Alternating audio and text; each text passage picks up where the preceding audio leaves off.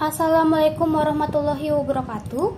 Pada pertemuan kali ini kita akan membahas mengenai alat ukur tanah jenis waterpass pada mata pelajaran dasar-dasar konstruksi bangunan dan ilmu ukur tanah.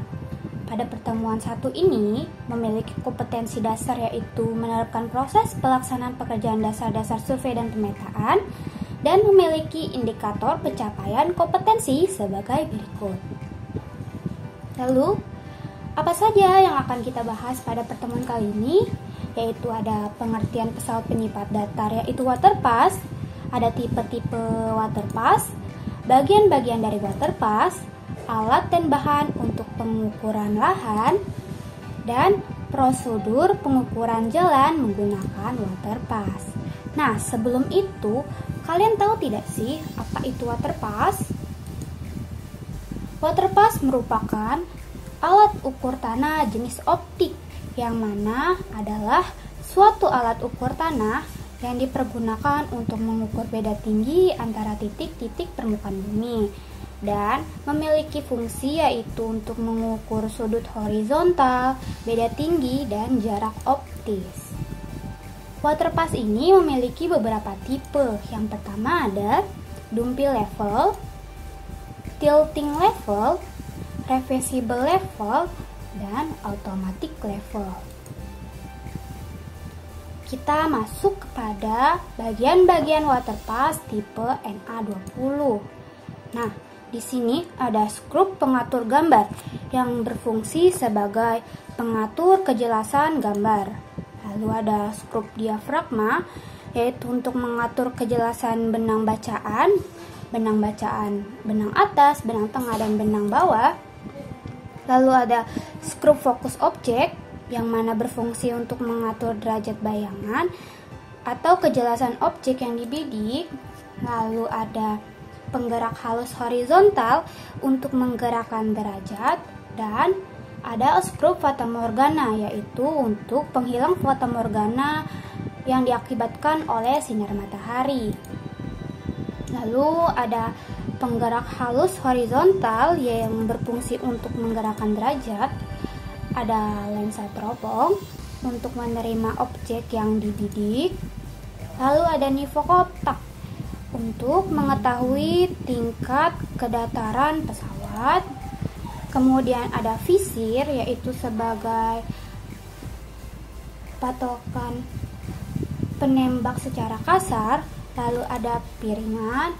Nah, di sini di piringan ini yang putih-putih adalah angka untuk menunjukkan derajat. Lalu ada skrup ABCD, pengatur nivokotak, yang berfungsi untuk mengatur gelembung pada nivokotak agar masuk ke dalam lingkaran, yang menandakan bahwa waterpass sudah seimbang. Lalu kita masuk kepada cara pembacaan rambu ukur. Dalam praktik di lapangan, bak ukur harus berdiri tegak vertikal di atas titik yang hendak ditembak. Lalu di sini dengan visualisasi lensa teropong dalam waterpass yang menembak bak ukur, terdapat 3 benang bacaan, yaitu benang atas, benang tengah, dan benang bawah. Lalu di sini ada gambar dari bak ukur dengan keterangan bahwa tebal setiap garis bernilai 1 cm atau 10 mm. Maka yang E, yang membentuk huruf E ini, itu bernilai 5 cm atau 50 mm. Di gambar ini, dalam garis kuning kita bisa menghitung ada 10 garis di sana, yang berarti terdapat 10 cm bacaan. Nah, hasil bacaan benang harus diperiksa dengan rumus benang tengah sama dengan benang atas ditambah benang bawah dibagi 2. Nah, di sini juga terdapat rumus beda tinggi, di mana beda tinggi yaitu benang tengah 1 dikurang benang tengah titik 2 Lalu ada atau benang tengah titik 1 dikurang dengan tinggi pesawat. Kemudian ada rumus jarak optis, di mana jarak optis sama dengan benang atas dikurang benang bawah dikali 100. Nah, di sini di dalam prosedur pengukuran menggunakan waterpass, apa saja alat dan bahan yang digunakan? Yang pertama ada waterpass, di mana alat untuk mengukur beda tinggi. Lalu ada statif atau tripod, yaitu sebagai tempat dudukan alat dan untuk menstabilkan alat. Kemudian ada unting-unting yang berfungsi sebagai pelurus antara statif dengan titik ukur. Kemudian ada bak ukur sebagai patok nilai untuk mencari beda titik antara dua titik. Lalu ada waterpass. Di sini berbeda dengan waterpass jenis optik. Di sini adalah waterpass tukang batu bila kita disebutnya, yaitu untuk mengukur atau menentukan sebuah benda atau garis dalam posisi rata baik secara vertikal maupun horizontal.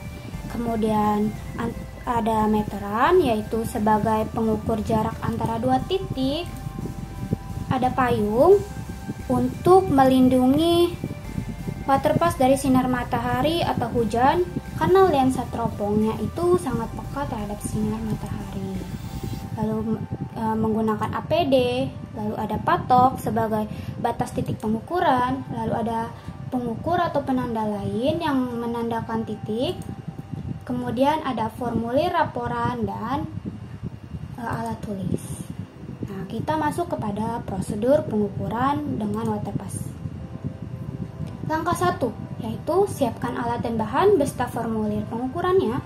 Langkah 2, tentukan bidang tanah yang ingin diukur dan buatlah sketsa, lalu beri tanda P1 pada titik tengah, yaitu titik pesawat. Lalu ketiga, beri tanda pada patok, lalu tembak. Lalu keempat, yaitu dirikan statif di titik yang ditentukan dan pasang unting-unting di atas titik.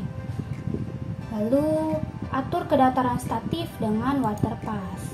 Keenam, pasang waterpass pada statif, pasang kuncinya dan kencangkan. Kemudian atur posisi gelembung nifo kotak berada di tengah lingkaran dengan memutarkan skrup pengatur nifo, skrup ABCD.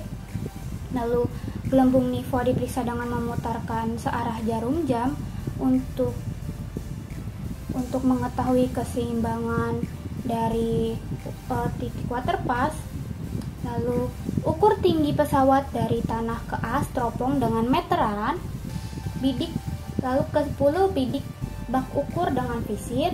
Jika masih belum pas, atur skrup penggerak halus horizontal untuk memperjelas gambar. Nah, langkah ke-11 itu catat benang tengah, benang atas dan benang bawahnya. Jangan lupa juga sudut horizontalnya. Lalu plan terakhir adalah ukur jarak masing-masing titik terhadap pesawat dan titik A terhadap titik lain menggunakan meteran. Nah, selanjutnya marilah kita simak animasi dari prosedur pengoperasian alat sifat datar atau waterpass. Di sini kita langsung masuk kepada prosedurnya. Nah, yang pertama adalah tentukan titik-titik dari lahan yang akan kita ukur, kemudian dirikan bak ukur, dirikan statif. Kemudian kendurkan kunci kaki statif dan tarik statif sesuai dengan ketinggian yang dikehendaki atau ketinggian sang penembak. Jangan lupa pasang unting-unting. Kemudian pasanglah waterpass pada kepala statif. Kemudian kencangkan skrup pekunci pada kepala statif. Gunakan payung untuk melindungi waterpass. Setelah itu, ukur jarak antara titik tembak ke tengah titik waterpass, begitupun dengan titik lainnya. Setelah selesai, atur skrup ABC untuk menempatkan gelembung nifo masuk ke dalam lingkaran yang menandakan bahwa waterpass sudah seimbang. Bidiklah rambu ukur secara kasar menggunakan visir. Setelah selesai, atur fokus dan kejelasan gambar dengan memutar skrup yang ada hingga lensa akan jelas menampilkan bak ukur yang mana kita akan membaca benang atas, benang tengah, dan benang bawah. Data-data tersebut